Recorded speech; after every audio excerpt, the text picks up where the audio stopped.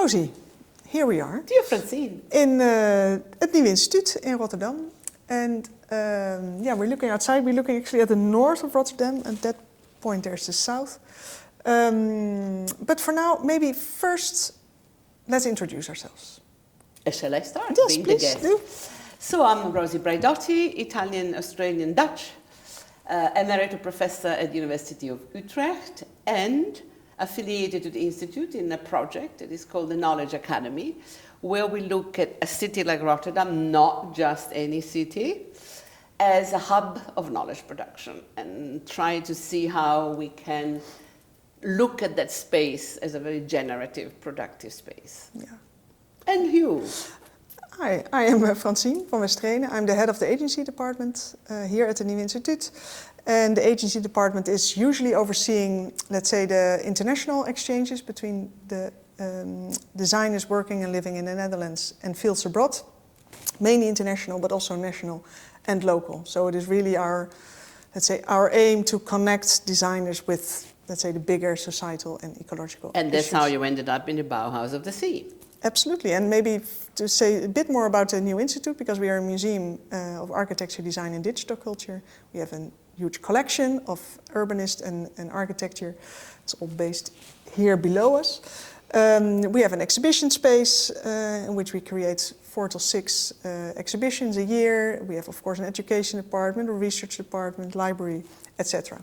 And I think we are also being asked in the Bauhaus of the Seas as being a cultural partner. We are, of course, have a public function, and in that sense, that is what.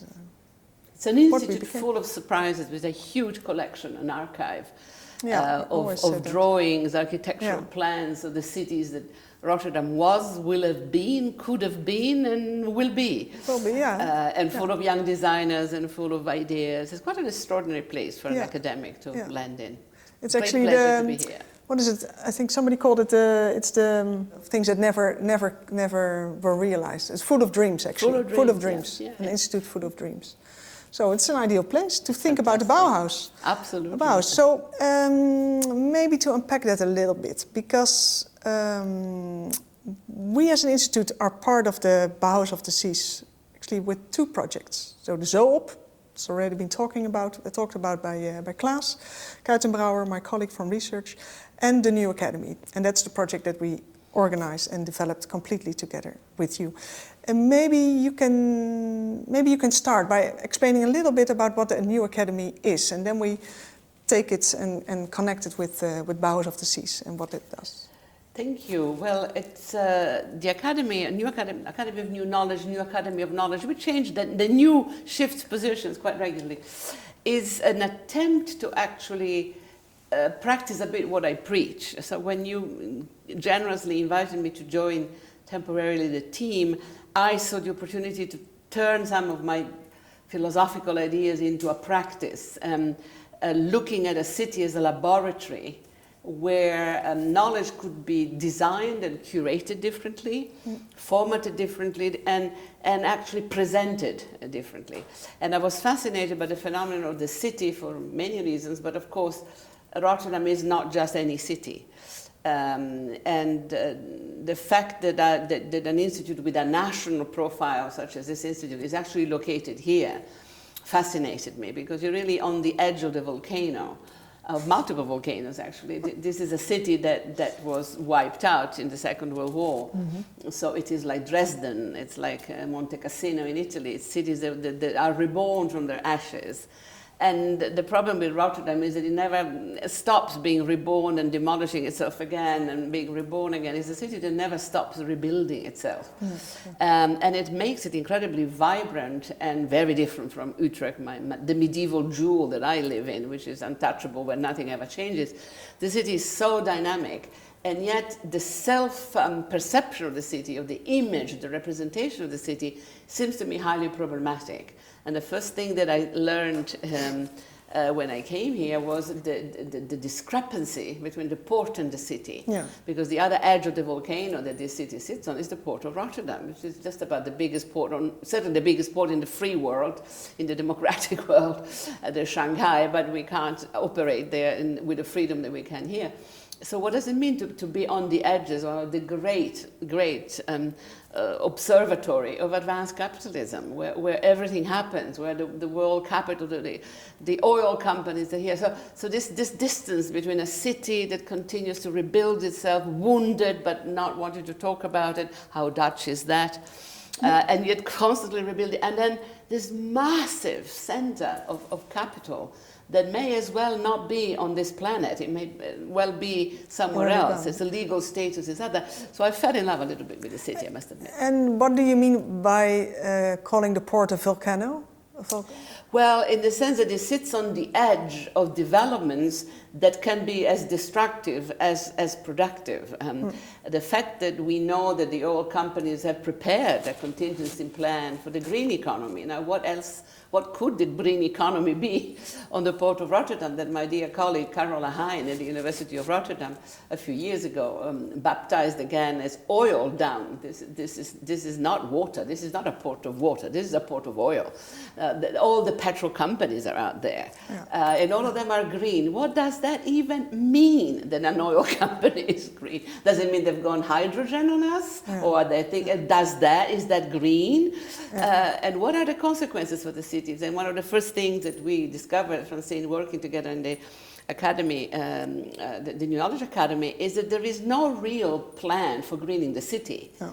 I mean, there are bits and pieces, and the brilliant green architecture that you taught me about is for the millionaires. And if you want a greenhouse, you better, be in a certain income bracket. So what all of this intrigues me, that we're on the edge of a major observation point. Yeah, but I think you can also see, I think, the city wrestling with that. So I think on the one hand, of course, there are things that are happening from policy levels to, let's say, real landscape architects that are thinking about how to green the city.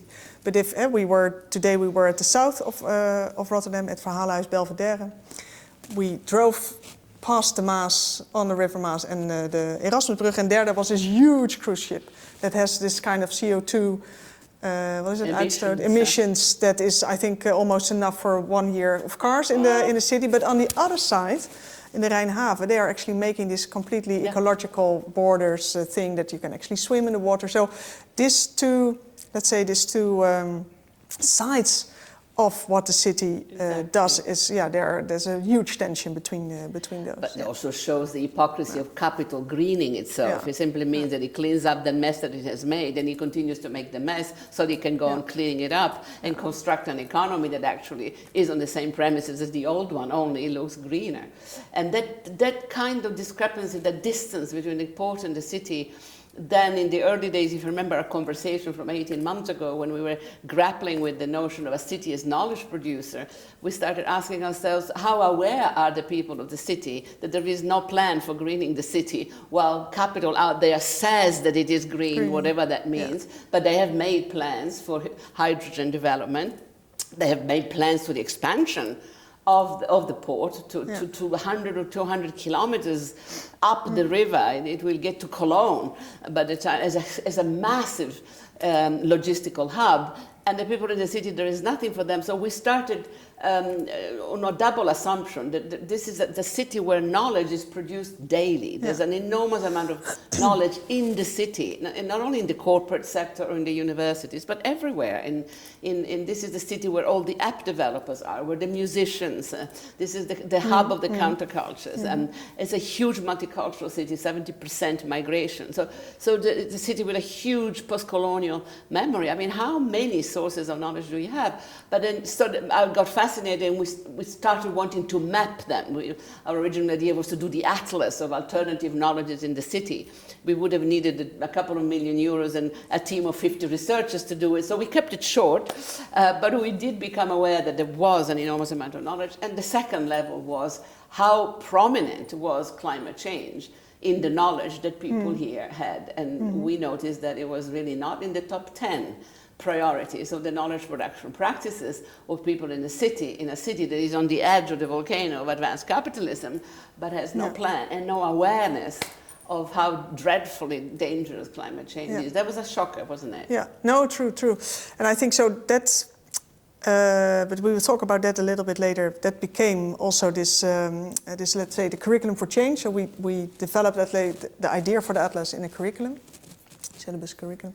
But maybe just to stay a little bit longer by what the kind of city that Rotterdam is. And like what Carola is doing with her team and also Vereniging Delta Metropool, looking at the delta. And if we would have let's say, a helicopter above us, then you could actually see beautifully the way to the sea and actually where also the new port is. But that delta is, of course, let's say, a natural given, and it is completely filled with oil. So yesterday we were at Wouter van Stiphout, an independent school for the city. He showed that image, and it is all port. So the question is, of course, also how people, let's say, experience that they are living in a delta. Do they experience the river at all? And do they connect with what that actually is that they are living in, a port? And I think you always said, well, there's this disconnect between the city and the port, and probably also between the citizens and the port. While for a lot of citizens here, also for my family, where I came from, all port workers, all people that came to work here in the port. Yeah, exactly. It's a huge, huge magnet, of course, of laborers. Yes. So, yeah. That tension, I think, is constitutive of port cities on this scale. Yeah. I think the matter of scale here is very, very important, and the Bauhaus of the Sea has port cities as partners, but there's port and port. This is a planet. This is a planet of its own. And I would locate the water element somewhere else that for you Dutch is so obvious, and for us non-Dutch is so weird, which is your water management skills, which go back to the 17th century, really, and the extent to which water is the element that you know best. You're the best water engineers in the world, best water architects, and it's an element that you monitor constantly. And the city of Rotterdam has an incredible system of defense against the water. Could you just say something about it? Because I'm not sure that everybody is even aware of the extent to which this city actually controls the water that makes its oil-based living possible. Yeah, I'm not sure that I'm the best. There are people that are really knowledgeable about the water system in this city. Of course, there's a big, let's say, the water system that you can see with all the singles, but it was also a matter of hygiene, actually. So it wasn't maybe also coming from another reason. But of course, the rising sea levels and the fact that we are below sea level here, it's not even the lowest point, but it is quite low, makes us regulate the tides, and also makes us regulate when the sea level are rising. But that is, I don't think that people here in this city are aware of that as a constant threat.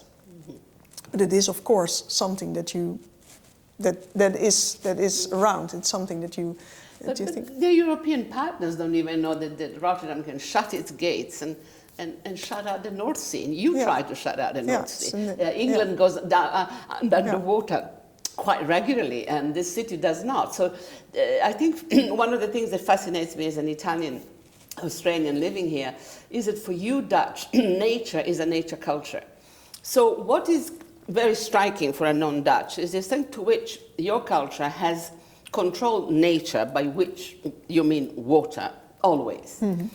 And that you have a concept of the natural world, water, as a cultural factor that you actually monitor, that you design, that you manage constantly. Yeah. In my culture in Italy, we worship nature. In your culture, you manage it.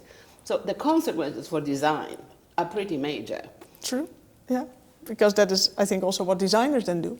I think it changes. So I think what you see now with this nature-inclusive architecture, landscaping, this idea of de zoop, de ruimte voor de rivier, I think there's all examples of offices, but also let's say, governments that think that it should be done otherwise.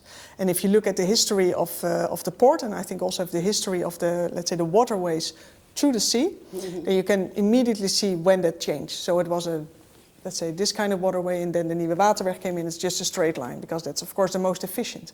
So the most efficient, la-di-da, and then it was of course broadened, so it became something else. But now they're rethinking that also for the future, how to use maybe the tides more, how to work more with the flows of the river instead of working against it. And of course, closing the Nieuwe Waterweg, that is of course a way to control the water. And it is, you could say in some ways that might also be necessary at one point. But this idea of letting the river flow and also making sure that that is actually possible, that is probably much more how we will live with water in the future. And part of this drop, the Living with Water drop that we doing in collaboration with Bauhaus of the Seas, is about this living with water. How to do that, how to not manage, but how to, I think also how to design it, but also how to make people aware of what it means actually to work, live next, together with water. And that is something, so water can be, of course, it's a real economic asset, because a house near the water is of course worth the price double, so that is one thing. But that water is also something that's something for transport, it's something that it is a living entity. So it is also something of its own. And I think that is something that is changing, of course, also the perspective on how we deal with what it is. This shift is very noticeable in posthuman philosophies, where the location of the non-human others has really moved, first of all, from being something external, oppositional, to being relational and more integrated. And where the whole movement is towards making friends with, the relational bond that we can't. It's not a problem to solve. It's a relationship to cultivate, to care for, to develop. Yeah. And I think one of the fascinating things about the project of designing knowledge in a city like this, with a port like that, is precisely that you need a relational mode, a relational ethical mode that is actually running against a lot of the way in which we do morality, we do politics, we do policies, which is always regulate, control, oppose, so fight, and the idea that actually of living with, becoming with, making friends with, is very difficult to implement. And because I've theorized it so much, you know, the posthuman ethics, relational ethics, then you try to actually apply it, and the problems come out of you, not the least of them being the way we get constituted as subjects, our self-perception as the ones who are in charge. You know, one way or the other, the humans run the show. So, you know, you can be as relational as you want to be. At the end of the day, we decide. That's a very big contradiction. So there's a kind of a reality check for me in this project of living with water and making friends with water. So it's a lesson in humility as well as in sort of shared intelligence, really. Yeah. And did you encounter any architects, because I think that was, sorry, I have to maybe rephrase it. I think one of the reasons to connect with you was also because of your work on the Posthuman, and the fact that we were at that moment organizing a project called Neuhaus, which was our answer to the 100-year anniversary of Bauhaus. So it is quite a nice coincidence. We now have the Bauhaus of the Seas, while our critique on the Bauhaus was, okay, 100 years human-centered design education. Where did it brought us? Well, here we are. So maybe we should actually recenter the human and, let's say, put more the more than human entities in there. Yeah. And then we thought maybe it is good, because I think in the world of art and the world of design, that is actually a way of working that is, let's say, quite accepted already. Yeah. But in the world of urbanism and architecture, city planning, that's a different kind of cooking. I have a long history with architecture as a theoretical practice, because my teachers, the people that I work with, I'm thinking Foucault, for instance, really took architecture as the actualization of concepts. In architectural schools, Venice being one, but RMIT in Australia, and Delft here, and yourselves here. I remember when this institute was there, the NAI, the Netherlands Architecture Institute, a 10 years program of looking at cities and philosophy, which was called the Any, the anyhow, the anywhere, the anytime, the anyone. It was an incredible sequence of dialogues with the great architects who were all philosophers and megastars and postmodernists and whatever. But it was very abstract, but it does position architectural theory in a very special place, very different from other professions. Legal theory wasn't like that, and always a bit on the radical edge, always a little bit cool, a bit over the top. But that relationship I had, but not with the practice. And I think it was another world. Actually, making things is something that came to me much later. Making programs, making courses is what we do in research universities. And when the urgency of the climate change really hit me after finishing the Posthuman, really, having the opportunity to actually see how concretely, how do you repackage this awareness into bits of information that don't alienate people, that don't make them run away and tear out their hair in despair. And how do you talk to architecture stars and say, actually, we need public housing that has to be green for everybody? The how question returns in a very interesting manner. Not that I have any of the solutions, but the experience of working at the Institute, confronting water, confronting the issues that this European network is grappling with, makes me formulate the how question differently. So I come up with different questions, and not having found any of the answers, but also having accepted the limitations of theoretical practice, because if you see knowledge as something that needs to be designed, and it's not there as a kind of almost formless, abstract given, well, that changes the name of the game. So for me, working here has been a retraining. Can you say a little bit about what that means, designing knowledge? How do you... Well, accepting that given that everything is in transformation and change, the way in which you frame the analysis of that change, for me, is the cartography, how you map the ongoing transformations, is a way of designing the problem. I have developed over the years my notion of the posthuman as a mapping, as a convergence of things that actually are diverging. It's a convergence of divergences. The crisis of the environment, the advanced capitalism gobbling up everything, and social inequalities exploding. It doesn't hold together, but we live like that. Yeah. And thank God my other teacher, Gilles Deleuze, wrote a book called Capitalism as Schizophrenia. So we have schizophrenia, i.e. systemic contradictions, irresolvable contradiction as part of the framework. But it is only a navigational tool. And by navigating it like that, you come up with a way of designing the problem. It's not really only about the Anthropocene. The Anthropocene is really the wrong term. And it's not only about animal rights, and it's not only about dispossessed humans. It's about finding ways of connecting those things.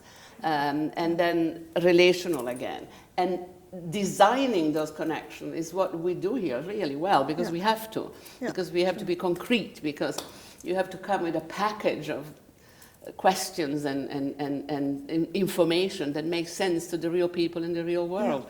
In that sense, what an advantage an institute like this has in being part of the world, in a way that a university, per definition, need not be.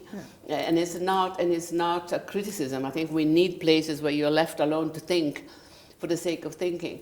But at times of emergency, maybe, you need also outlets into the real world. And this is for me what the strength of an institute like this is. No, we're definitely a public institute of public service. In fact, that's basically how we see what we are doing here. But you don't think of yourselves as knowledge producers, or you do? After all those years with you, we do, of course. Mission accomplished. I think that was also, of course, also one of the things that we thought about. There's so much knowledge produced here, not only by the agency team, but also, of course, by research, by program, by communication. I think with a lot of collection, not to forget, to bring that knowledge out there, to really share it, and to make sure that it's also a public kind of knowledge. Because we are a public institute, it's funded by public money, so that's also something that should actually flow into the society. And that is, of course, always maybe also the tension between what is happening within a cultural institute and what is happening outside. And I see more and more, I think, the movement to move outside and also to get the outside in. And I think that is, I think, a really let's say, good movement also for us to be part And of. for me, the last sort of passage in this argument is what the implications of this are for the contemporary university, because this program is a network of universities as well as institutes and True. other social partners, because the humanities are in terrible trouble in the contemporary universities. Social sciences also, but insofar as social sciences have embraced big data, they can survive the current crisis. But the humanities are really being shut down systematically, defunded, reduced to teaching programs. And the situation is so serious that the Pope recently wrote a letter in defense of the humanities. It's the last encyclical letter of the Pope. Now, if we need the Pope to defend the humanities, people, we have a problem, a serious problem. So I was wondering, what the implications are for the academic humanities, that institutes like this, a national institute with a strong research profile, but with a different sense of time and a different sense of relationship between the fundamental and the applied aspects of research, that you seem to operate so much better. So I wonder whether we don't need a new alliance of sorts between the world of design, of arts, of architecture, which somehow has always been excluded from the university. There's the university and then the schools of design and architecture, but maybe we need to look at a new alliance here with indeed the digital as the algorithmic, as the new glue that keeps it all together. And it would be really be interesting to have that as a next level up of the discussion. The Bauhaus of knowledge beyond the sea. Seas of knowledge. Yeah, I think in the way Bauhaus of the Seas actually tries to create that kind of network. So I think that maybe we're on the right track. I think what you said about, let's say, the posthuman as a relational aspect, actually, to really form a relation between also I think between humans and more than humans and the city. I think that is at the core of the curriculum for change that we developed together with a lot of institutions and organizations and persons within the city of Rotterdam. So we now have this week, the After Summer School, in which we launched that. Part of that is also the program that the Water School does in het Park, which is on the other side of het Nieuwe Instituut. I think what is really, I think they really found that relational aspect. So what they do is they give you a position within the discussion of what actually water means for the park, but also how you relate to it as let's say, a water gardener or a more than human specialist or somebody who's taking care of the wellness of people. So it is really positioning yourself in relation with others and in relation with the place that you're in. I think that's also something that is really foundational of what we do with the curriculum. Absolutely. Really placing ourselves within this city and connecting with it and being there. And once again, combining fundamental thoughts with practice, applying. True. Well, thanks a lot. Well Looking done. forward.